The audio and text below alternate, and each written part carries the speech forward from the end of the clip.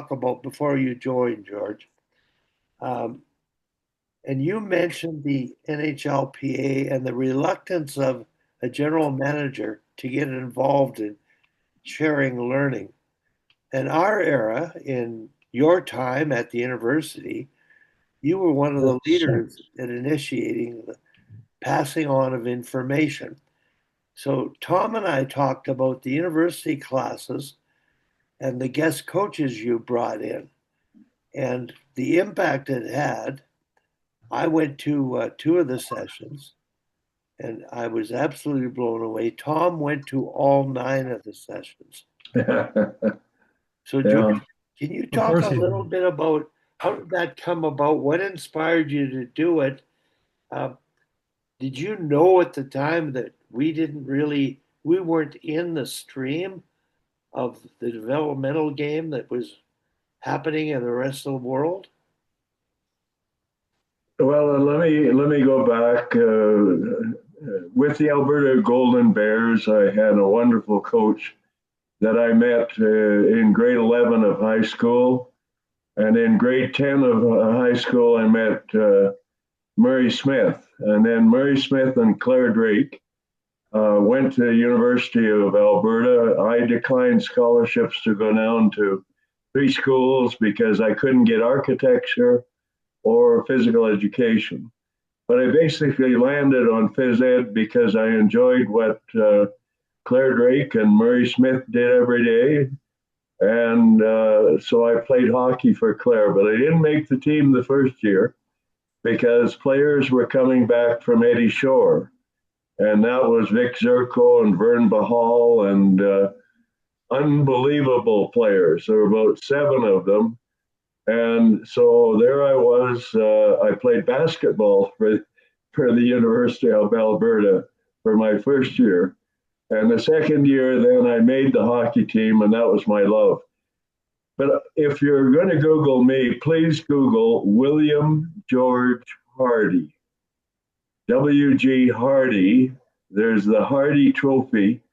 And for most of us, the Hardy Trophy was more important than the Stanley Cup because it was all amateur hockey.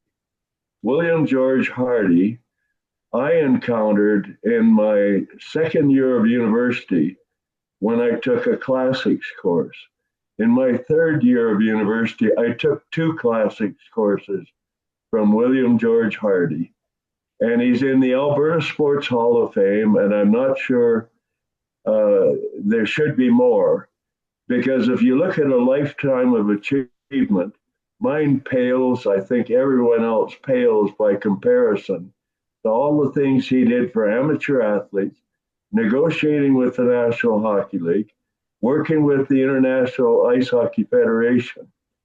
He was my stimulus to go out into international hockey, which I did in 1971 for 5 months. Before the 72 series, I spent 6 weeks in the Soviet Union as the guest of Anatoly Talasov and a couple other people. But the bottom line is, I was certainly interested in the outreach. As a farm boy in Saskatchewan, Al, I could see my dog run away for 3 days. And so I thought the perspective was that there was another world out there, and I was very curious.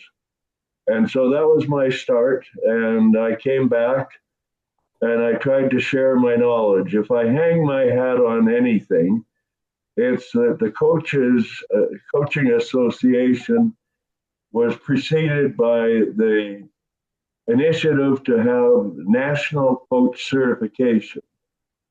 In Canada, we would license dog catchers, but we wouldn't license coaches and managers and people leading youth sport, amateur and kids sport. And for me, it was a different journey than Claire Drake or most coaches. I moved myself into administration. And in that administration, I tried to be an influencer through the Coaching Association of Canada, through setting up the Association of University Coaches. And mostly, I'm going to say, one day I went to Claire Drake and I said, Claire, you're really interested in high school hockey. I've got 8 coaches who will put together high school teams, but I would like you to do a clinic. This was 1962. And Claire looked at me and he said, no. And I couldn't believe it. I mean, it was dumbfounded. And then he said, unless you and Dick Wintermute do presentations. So 1962 was the first clinic I got involved with Claire, and that became an Alberta, then a BC, and then Canada. The program that basically Claire and I wrote became the International Ice Hockey Federation go-to clinic. And so that initiative, I hang a hat on coaching certification and coach education through to the National Hockey League Coaches Association. So if there's anything you want to Google, I think the most significant thing is I had the opportunity to work with the best players in the world in the National Hockey League, but I also had to work with the best coaches in the world. And annually at the University of Calgary, we brought in every sport, top people in sports psychology, sport physiology, biomechanics, and then every coaching discipline. And so there's where I would say, if you want to Google, you may not pick up what I think was significant. Thank you, Wally. George, much appreciated. And I don't know if Tom's still on, but Yeah. he, Hi, Tom. Hi, George. Good to see you. Good to hear your voice, man.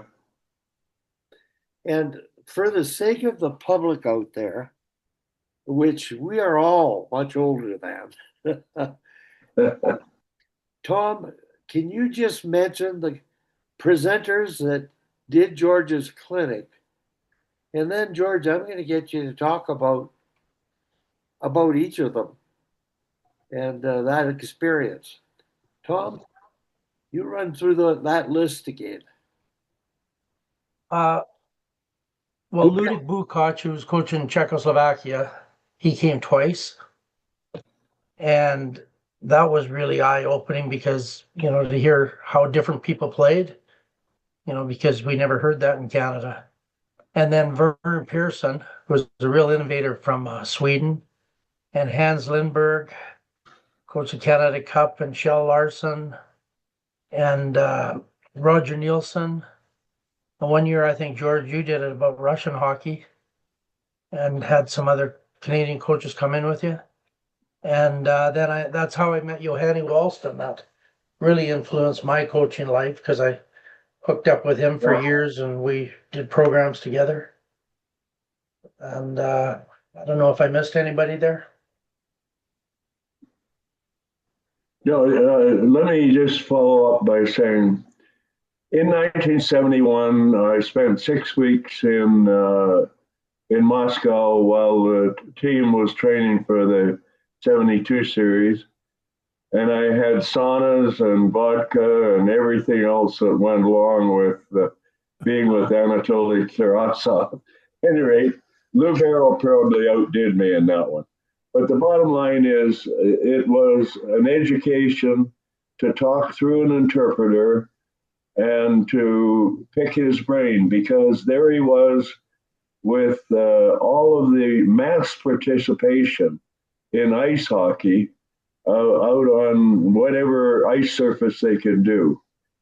The most efficient nation was Czechoslovakia, then Czechoslovakia.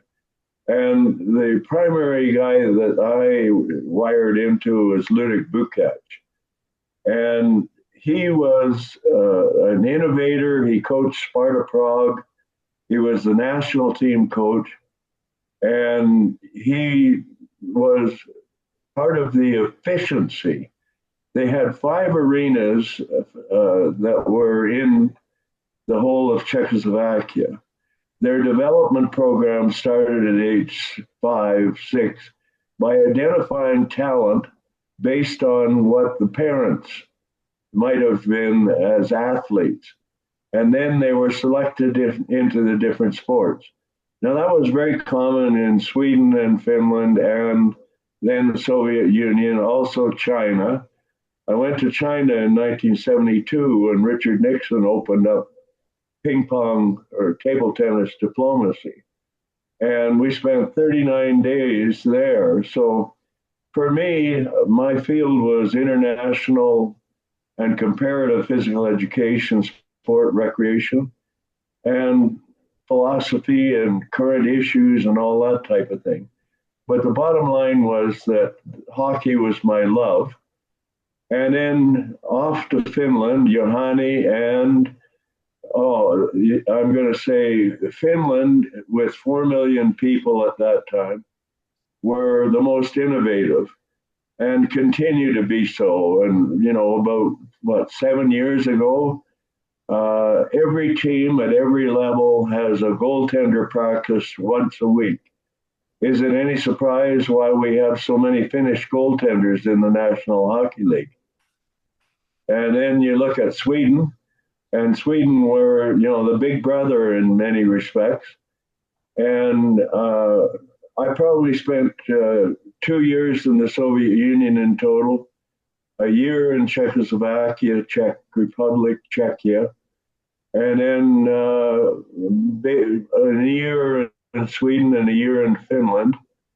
By the time I did what I was a hockey ambassador. I was pissed off with Canadian hockey's reputation, only for fighting, only for tough. But what they wanted to learn from me was, where did Canadian players get heart? Where did American players get heart? And the heart came from the long road trips, getting kicked off buses because they lost a game in the middle of nowhere in Saskatchewan, where I grew up.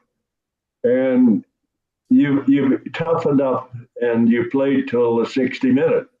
Ultimately, that paid off for Canada to eke through the 72 series with last minute every time.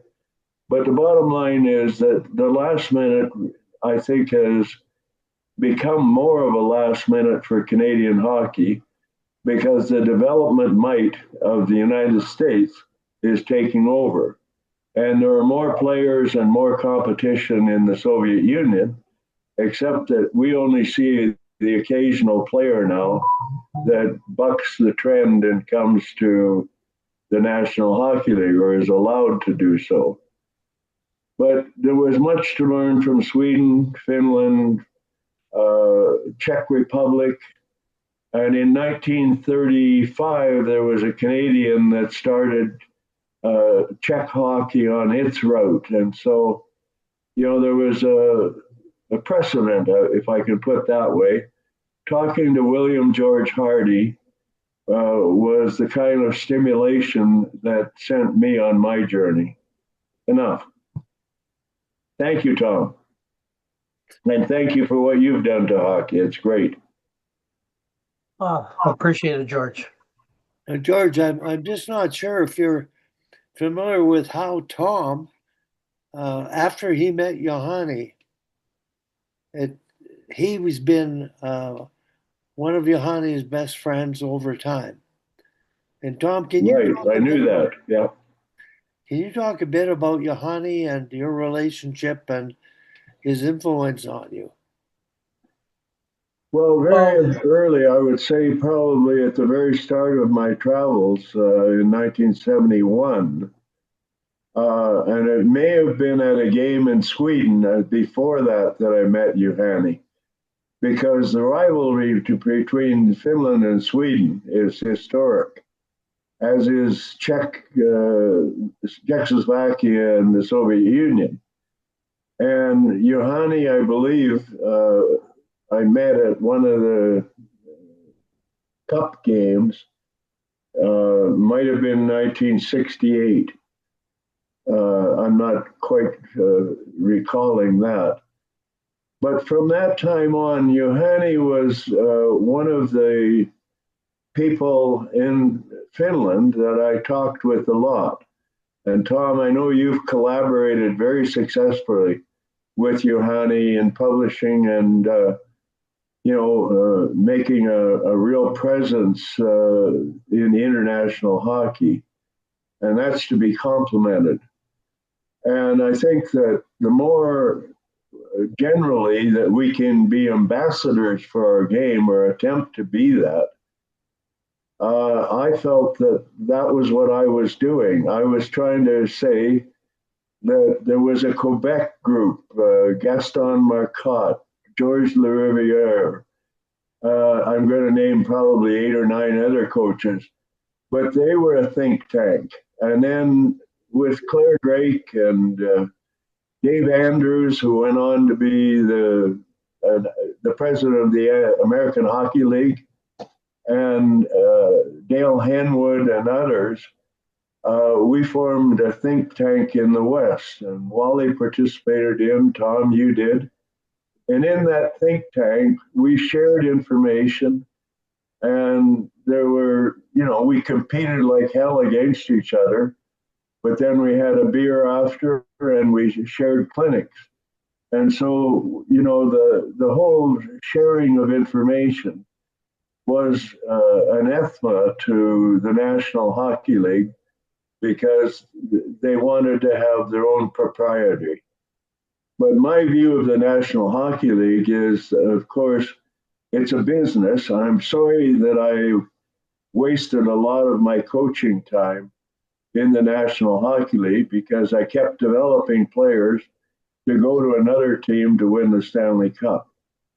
And even though I started the first year with Bob Murdoch and Drew Remenda with San Jose, we had players playing 17 years later.